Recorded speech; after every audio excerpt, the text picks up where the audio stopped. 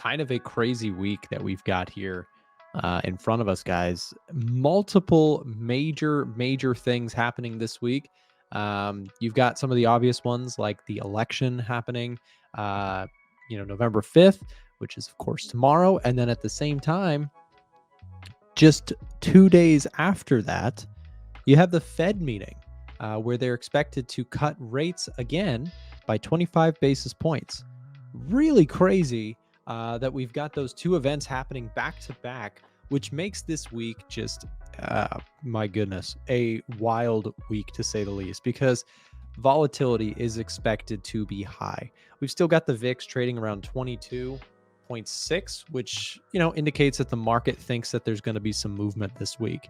Whether that is good movement or bad movement, very, very much depends on which side of it you're on, but we'll have to see. I mean, we don't know who the president's going to be. We also don't know who or what the exact Fed outlook is going to be.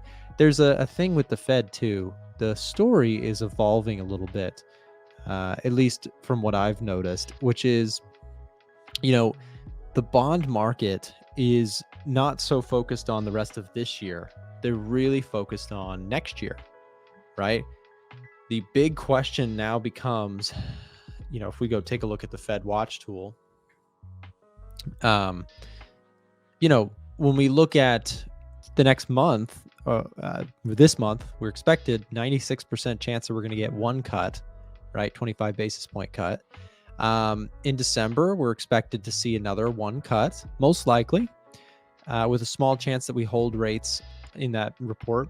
What's interesting, though, is that then you start going out to, let's go to like May of next year. Look at this. This is where things start getting interesting, because now you have some spread out kind of optionality here to what the bond market thinks is going to happen.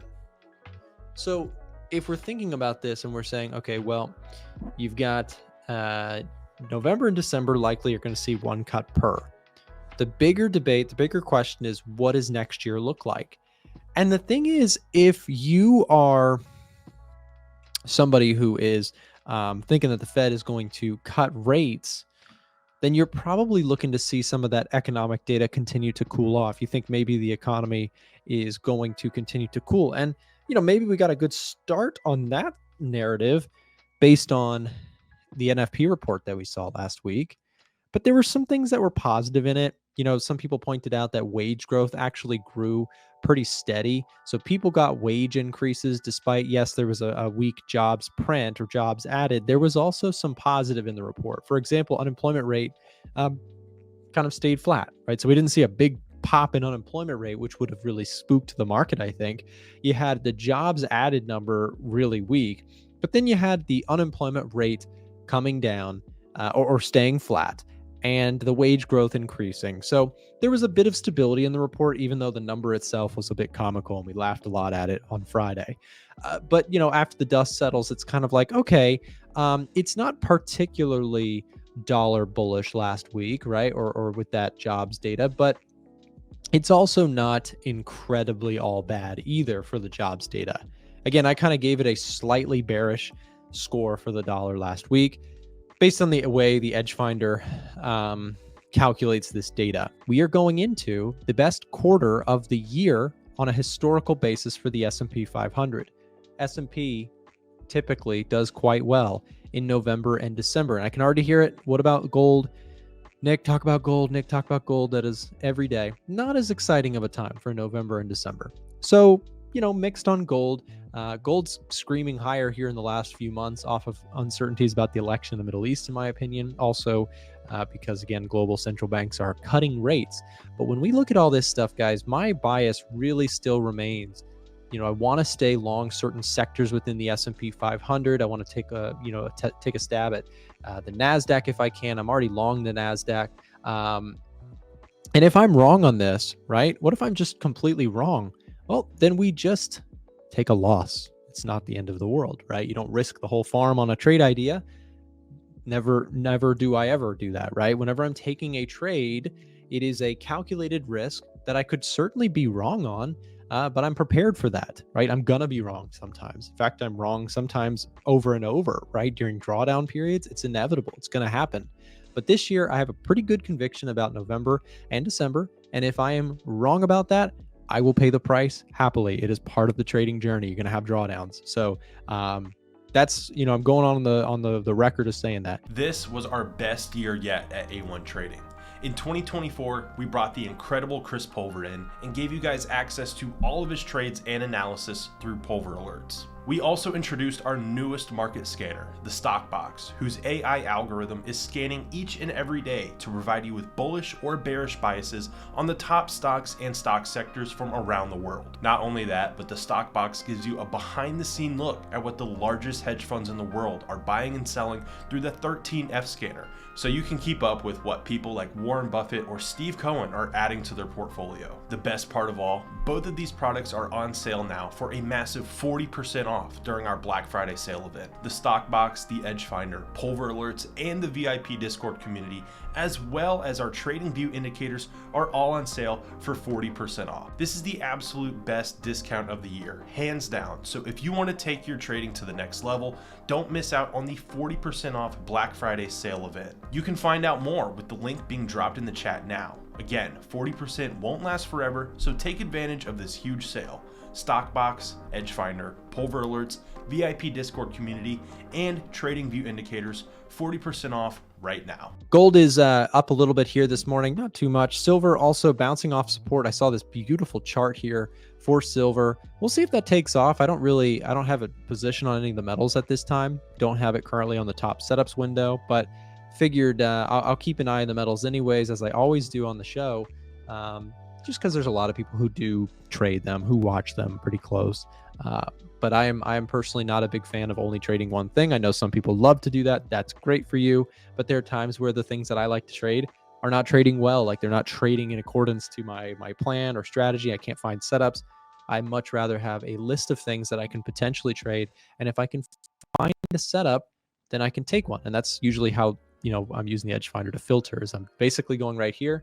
Currently, my watch list is really thin, right? So I've got Swiss yen, UK 100, Nikkei, Euro CAD, Euro yen. That's pretty much my full list of available charts to me based on the economic data, technicals, and sentiment data. So no new entries for me at this time. I do have some ongoing positions that I'm looking to manage, but currently no new trades popping up in this list at this time. So nothing that's really screaming at me. Yen pairs I do think are interesting though. Let's look at some yen pairs for just a moment. Dollar yen coming down here a little bit. Euro yen also coming down. I do like the yen pairs more so on the long side. As I mentioned, I'm a bit risk on about, generally speaking, the markets. So yen pairs are going to be possible bullish setups for me if I can get, a healthy pullback and some confirmation from the Edge Finder. Swiss yen and Euro yen are two that are popping up right now. Let's just look at Swiss yen just for fun. Yeah, look at this. So I really like these charts. If I can get a couple days down on these, those might be great entry points for me, according to my rules. S&P and NASDAQ just had some movement starting out here the week. Of course, the New York session is getting going. Here's your 1-minute chart, 9:30 a.m. each day. During the U.S. session, of course, that's when stocks start moving and the indices can really make big moves. Here's the Dow Jones, or the US 30. Russell popped up, came down a little bit here. Dollar index is down here on the day. Yields, by the way, also down. Over the weekend, there was, I don't actually know, there was a big gap. Did you guys see there's a big gap on a lot of different charts? One chart that I thought was really interesting, check this out. Oil gapped open and kept going here, but look at all these like gaps we've been seeing. Last week, there was a huge gap down on oil. It filled that gap, right? Filled that gap and is now, in my view, looking pretty much like it wants to try and go higher. I marked up this chart this morning, put it in our Telegram channel. By the way, Telegram channel is free to join. We'll drop the link if you'd like to get our chart markups here for free. We share that analysis in the Telegram channel. So price filled this gap here. I'm curious to see, or it's very close to filling this gap. Did it technically fill the gap? Let's see. Not quite, actually. It's very close. I wouldn't be surprised if oil goes up and tests this 73 mark. We'll see what happens there. If we can get a breakthrough on oil, could be a game changer, could change some things up here for us. As you know, again, rising oil prices can cause rising inflationary pressures as well. Remember, rising energy costs means everything else goes up in price if that persists, right? I always use, and I say this 17 times a week, but the cereal box reference is anytime you go buy a box of cereal, how did it get there? People, the manufacturers, the grocery stores, the shipping companies, they got it there, and all of those parts involved the cost of fuel, right? So when fuel goes up in price, it does cause the rest of prices to also go up. VIX is up to 4% up on the day. Dollar index down 0.6. Nikkei's down about 0.7. So a little bit of risk off here to start the week. NASDAQ's down 0.5% here. S&P's down 0.17. Bitcoin's down 0.5%. Let's see if Bitcoin can bounce. I do have a trade on this. If we take out these yesterday's lows here on Bitcoin, which of course Bitcoin trades 7 days a week. So if we take out Sunday's lows here, that's going to be a signal. I'm going to go ahead and take profits on the move. I do have a floating profit that I would have given up. If this takes me out, it'll be a bit of a bummer because I gave back a lot of profits. But that happens sometimes with trailing stops. The unfortunate reality of trailing stops is sometimes this happens. Right? No fun, but it happens. Other times you just get these moves where you can just trail stops and it goes, into the heavens. I wish those happened more often, but they do happen often enough that I can, make some good profits off of those kinds of moves when they show up. We'll see. What positions am I currently in? I have a Bitcoin position, as I'm just discussing. I have a NASDAQ position. What else do I have? What else do I even have? Is that it? Bitcoin and NAS? Oh, I have some ETF trades. I'm long SMH, XLRE, Bitcoin, IBIT. Yeah, that's pretty much, and QQQ. Those are my 4 positions currently. Kind of light on the positioning, looking for setups, but not quite seeing too many just yet. Looking at some yen crosses for pullbacks. So we'll see. I did mention over the weekend the commitment of traders data. I thought was pretty interesting. If you didn't see that video, big accumulation on the S&P 500, some big aggressive buying. Check this out. Long contracts added 7,600. They decreased by 35,000 short positions. Big money, made some moves on the S&P 500 last week. They also bought the NASDAQ, which I thought was interesting. They sold things like the yen, US oil, silver, Dow Jones, copper, euro, gold. These are things that got sold by institutional investors last week, according to the CFTC's commitment of traders data. So I thought that was really interesting. Keeping an eye on the COT report every week is something that, helps me to get a general idea of which direction smart money is moving their funds in, right? That's not even speculating on where, you see all these things on social media, right? People talking about how, here's a smart money candlestick pattern, right? And I find that to be total nonsense. Candlesticks can be very deceiving. They can be all over the place. They can be a lot of noise. Tracking institutional money, to me, shouldn't be a guessing game. And that's why I track the COT report. COT report is not guessing. This is a reported filed thing every week where we can see what institutional money actually did, right? According to the CFTC. So the reason I mention that is because, again, a lot of traders think they're trading like the banks, when in reality, the best way, in my view and experience, to track the banks is to actually just track their positioning through the CFTC's Commitment of Traders report. Now, it's not perfect, it's not a holy grail, but it gives you a general idea, a general sense of which direction smart money, true smart money, is buying or selling in terms of your favorite assets. Just looking at everything this morning, today seems to be pretty calm, pretty chill, which is kind of expected. That was the plan. So grabbed a few bucks out of the SPX this morning. Want to see if we just kind of avoid a big directional move today. Last week we had a pullback. I mean, just having a look at where prices are, it's pretty easy to see. We have some gaps we could potentially be playing with. This gap from FOMC is still, oops, let me change the color here. This post FOMC gap is still a possibility to get filled right in here. And then the gap from last week on, let's see, that would be Friday, Thursday, Wednesday. So Wednesday, Thursday last week, another gap just a little bit higher. So price can obviously do whatever it's going to do. We have the election tomorrow. I don't know what it's going to look like. I don't know if it's going to be, good, bad, and different. I don't know if it's going to be a victor is determined. According to 538, which is some full nationwide polling, It shows that things are a little bit tighter. This is national presidential polls showing it's pretty tight race at like 47%. So 48 Harris, 46.9 Trump. But then you go to Polymarket, Robinhood, all those betting polls that have been popping up in the last month or so. Those are showing like pretty much a landslide. It's like 58 to 60+% favoring Trump. And again, I don't know if that's a real indicator of the turnout that we get for voters. You know, I mean, obviously you can vote absentee, you can go to the polls tomorrow, but I'm not sure what that's going to look like. So all I'll say with the election is this: it's happening, whether we like it or not, and the market's going to digest whatever happens. And I would say that the worst case scenario would be that we don't have a victor, or we don't have a president decided by the popular vote and electoral college by Tuesday. So Tuesday night, if we don't have somebody declared president, then the markets might take that with a lot of uncertainty. Now, I did look at something like a vol event where, you know, if the market, I mean, here's one thing I'm going to do. The easy trade, and I'll throw a couple of these in my pulver alerts, but easy trade for me is just watching to see if I get long now and by the end of the year we're higher, well, that's an easy trade. Okay, if I get long now and it pulls back in a volatility play, I'm still willing to kind of get into these trades at better prices and different contract sizes. But again, the idea is I want to be longer term. So we have not only the election this week, but we also have the Fed. The Fed is expected to cut rates. That is a 99.8% probability that Thursday they'll be cutting rates. Okay, and then on in December, there's another 25 basis points there. Possibly a pause in January. It's about 44 to 49 right now. Still favoring the cut in January.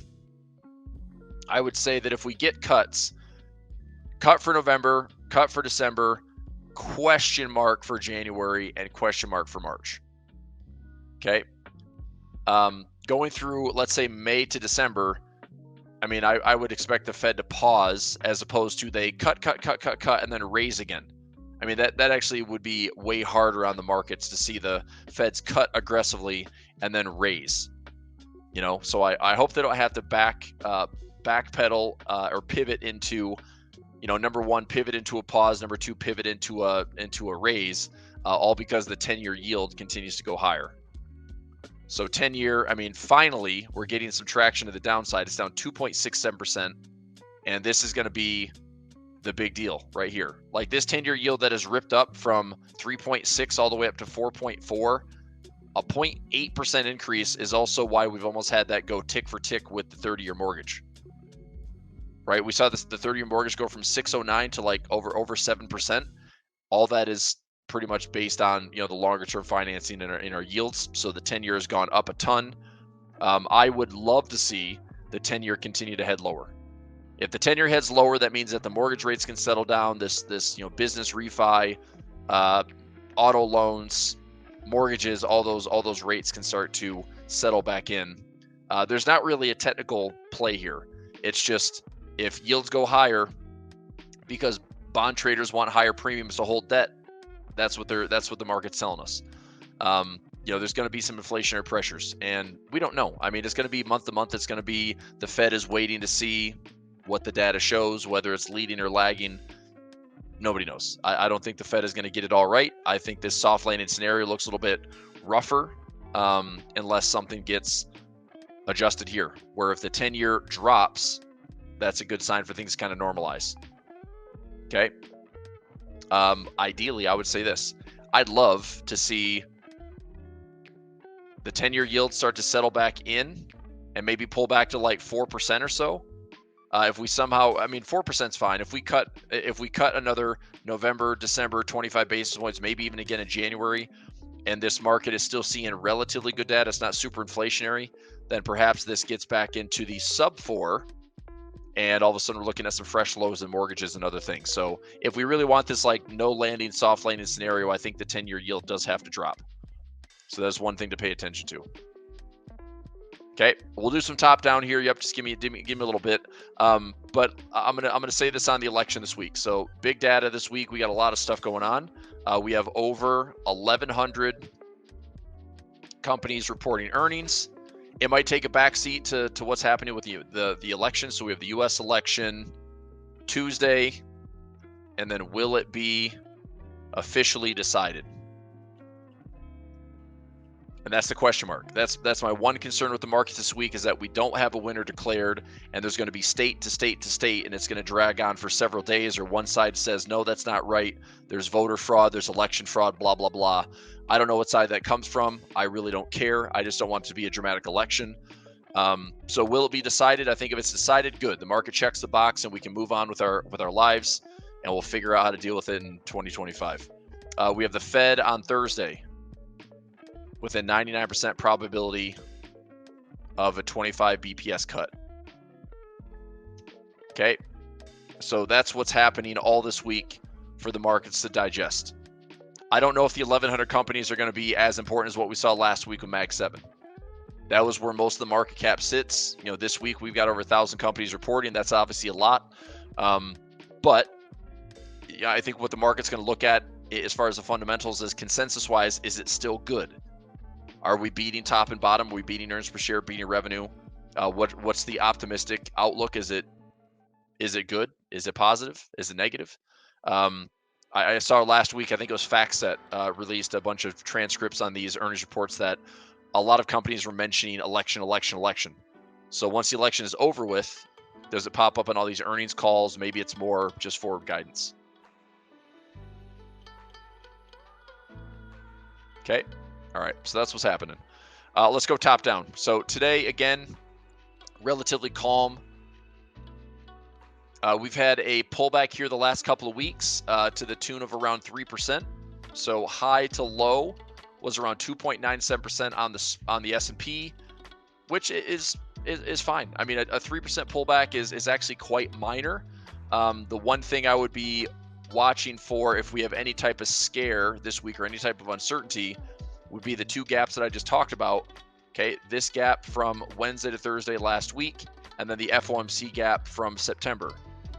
Okay, this could get hit and still make lower highs and lower lows. I personally would almost like to see this week, especially if we have another retest of the 50 or even a test of the 100 moving average. I'd love to see this level offer up a chance to buy a dip or a chance to use some options to get some dips. And I'll still stay longer to say going out into, let's say, Q1 of 2025. I don't mind these trades all expiring for me in Q1 of 2025 to have them be income. You know, the last few weeks especially, it's not been big positions. I've got a lot of buying power at the ready that I haven't deployed yet, and I'm just kind of waiting to see, like, okay, I'll start positioning for income or start positioning for better time trades. I looked at a trade this morning with an earlier trade group.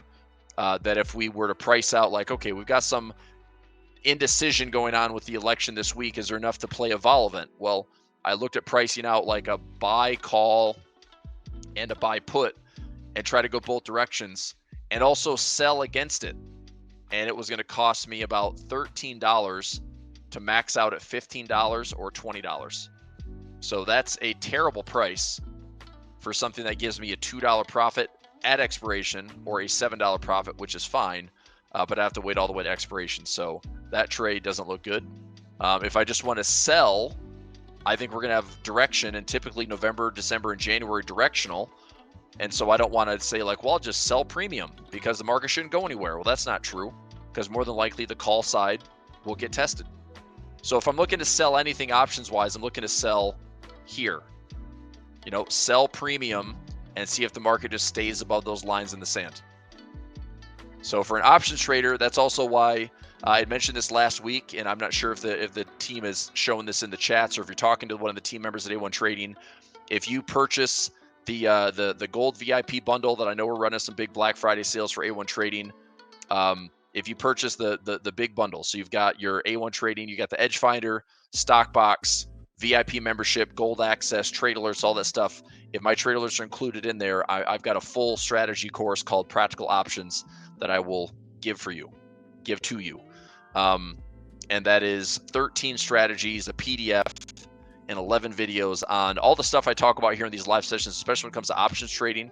You know, making sure that when I mention a strategy or talk about puts and calls and, you know, selling versus buying, that it starts to make a little bit of sense. So within about 3 hours, 4 hours of education. I can get you up to speed and actually have you understanding options if you like trading it. I love trading options. It's literally about 90+% of my portfolio. It allows me to position for longer term with way less capital. It allows me to generate a lot of income, week to week or month to month without having to tie up a bunch of money, and also have dry powder at the ready. So when good opportunities do present themselves, it's very easy to deploy and put in the capital that I want at a much better price. So there's a lot of ways to trade it. It's super flexible. And that is why I've loved options for the last, 6-7 years now. We have pullbacks on the yen pairs. Woohoo! Great. And we are in range. We are trending ranging. We are ranging. But everything in my world will start trend when we get the election out of the window. So until then, we'll just have to do some bit of analysis. How can I not say that today? Analyze the stock market, the Forex market, the gold market, the commodities market, all the markets.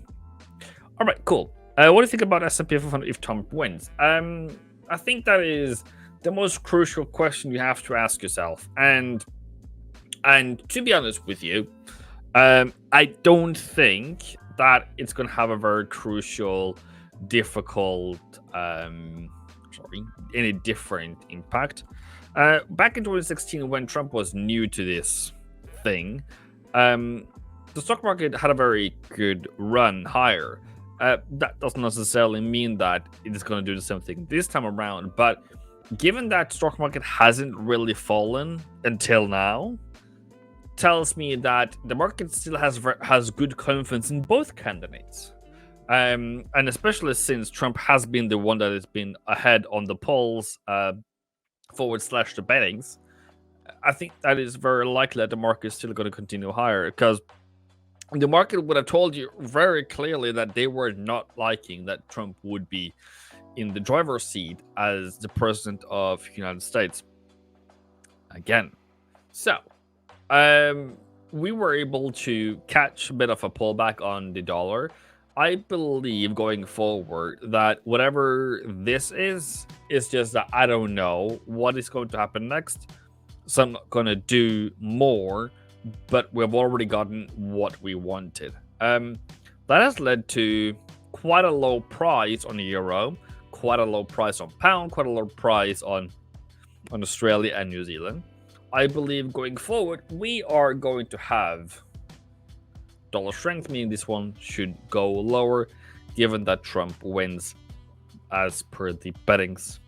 But we will not know until what? Wednesday, Thursday? And that leads me to the other question. What about Fed? Fed is going to have their rate cut on Wednesday, aren't they? So that's a good kicker in the mix. That's going to create a lot of volatility.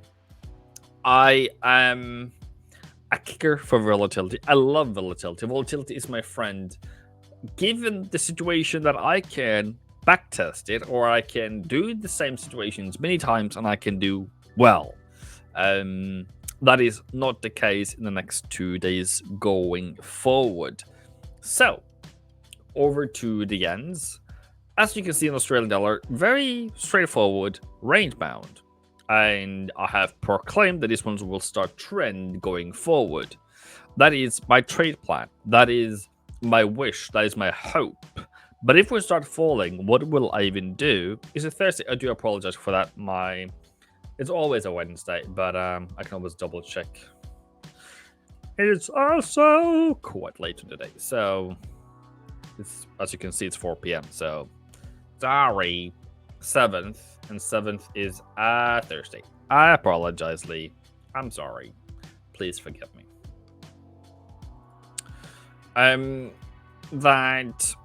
That is going to have some kind of impact, and the question is for you yourself, the stock market and everything else, how do you differentiate those two different factors, adding that Iran wants to kick back at Israel?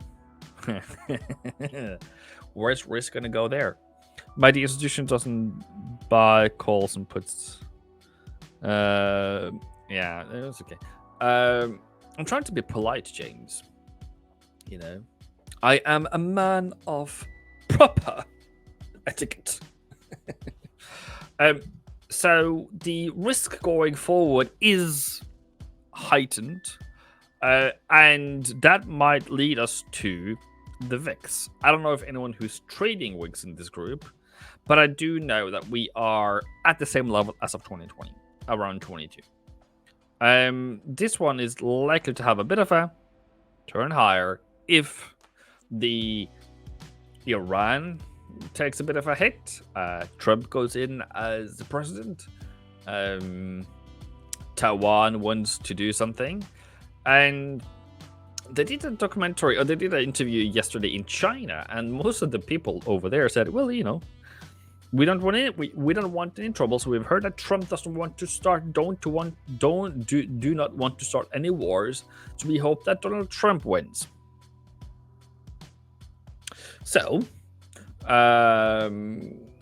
in that kind of note, if there's no new wars, if there is no new rockets, if Donald Trump wins, this one is likely to fall down, and dollar maybe falling a bit down. Stock market might rise, and we'll go back to some kind of neutral geopolitical situation. Did you know we do a live trading show Monday through Friday with guests from all over the world? To get notified when we go live, click the bell button next to the subscribe button, or check in at 9:30 a.m. Eastern Time. We have helpful, free content in the description below and on our website, a1trading.com. Thanks for watching today's video, and we'll see you tomorrow.